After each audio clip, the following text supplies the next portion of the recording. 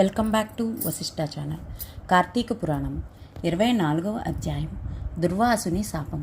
రాజా, పెద్దలెవ్వరూ ఈ విషయంలో అంబరీషునకు ఏ విధమైన సలహాను ఇవ్వలేకపోయారు. నీకు తోచిన రీతిన చేయడం తప్ప వేరే దారి లేదన్నారు. అంబరీషుడు ఆలోచించాడు. 12 గడియలు దాటకుండా పారాయణ చేయాలి. అలా చెయ్యనివాడు గతంలో చేసిన పుణ్యవ్రతాల ఫలితం పోతుంది. చేస్తే ముని శపిస్తాడు. ముని కోపానికి లోనైనా పర్వాలేదు, కానీ శ్రీహరి కృపాకటాక్షములు కోల్పోవట తగదని నిర్ణయించుకున్నాడు. అక్కడున్న పెద్దలకు తన నిర్ణయాన్ని తెలియజేశాడు. శ్రీహరికి నమస్కరించుకున్నాడు. మంచినీళ్లు తీసుకొని పారాయణం చేయడానికి నిశ్చయించుకున్నాడు. ఆ ప్రకారం శ్రీహరిని ధ్యానించుకుని మంచినీళ్లు తీసుకున్నాడు. ఆ సమయానికి దుర్వాసుడు నదీ స్నానం నుండి వచ్చాడు. జరిగినది తెలుసుకొని ఆగ్రహించాడు. ఓయి, నన్ను అతిథిగా పిలిచి నన్ను వదిలి పారాయణ చేశావు. ద్రోహి! అతిథి అభ్యాగతుల పట్ల మన్నన మర్యాద లేని మూర్ఖుడవు. అతిథికి పెట్టకుండా తినడం మలభక్షణతో సమానమని నీకు తెలియదా? ఇంత అవమానమా? నన్ను అవమానించిన నీవు ఎట్టి హరిభక్తుడవు? విప్రోవమానమును శ్రీ మహావిష్ణువు సహించుననుకుంటున్నావా?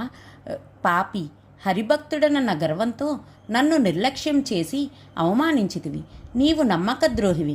అతిథిని అవమానించుట శేషశయనుని అవమానించుటే కదా. శ్రీహరి మాత్రం మన్నించునా? నిన్ను నీ వంశంను కళంకమునర్చుకున్నావు అంటూ దుర్వాసుడు అనరాని మాటలతో అంబరీషుడిని దుయ్యబట్టాడు. అంబరీషుడు దుర్వాసుని కోపమునకు గడగడలాడుచూ పాదాలపై పడి మన్నించమని వేడుకొన్నాడు. ఆగ్రహావేశముతో తీక్షణమైన చూపులతో బేకరాకారుడై ఉన్న దుర్వాసుడు కాలితో అంబరీషుని తలను తన్ని, ఓరి, నీకు తగిన శాపమిచ్చిన గాని నీకు జ్ఞానము కలగదు. ఓయి, నీవు చేపగా, తాబేలుగా, పందిగా, మరగుజ్జుగా, వికృతాకారుడిగా, క్రూరుడిగా, మూఢుడై, నక్షత్రేణిగా, రాజ్యం లేని రాజుగా, పాషండునిగా, నిర్దయగల బ్రాహ్మణునిగా 10 జన్మలు జన్మించి ఈ అవమాన పాపాన్ని అనుభవించదోగాక అని అంబరీషుణ్ణి శపించాడా దుర్వాసుడు.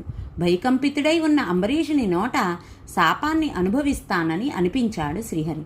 ఇంతగా శపించినా కించెత్తైనా వెరవక అలాగే అనుభవిస్తానంటున్నాడు.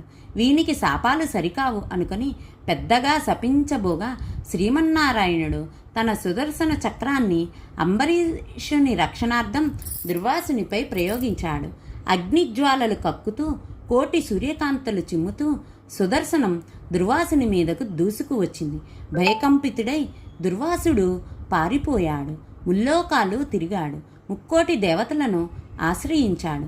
శ్రీహరి సుదర్శనం మరల్చడం తమ తరం కాదన్నారు. తపస్సంపన్నులైన ఋషులు సైతం సుదర్శనం తిరుగులేనిదన్నారు. దుర్వాసునికి దిక్కు తోచలేదు.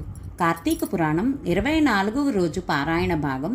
దుర్వాసుని శాపం అధ్యాయం సమాప్తం. ధన్యవాదములు. Please like, share, subscribe our channel.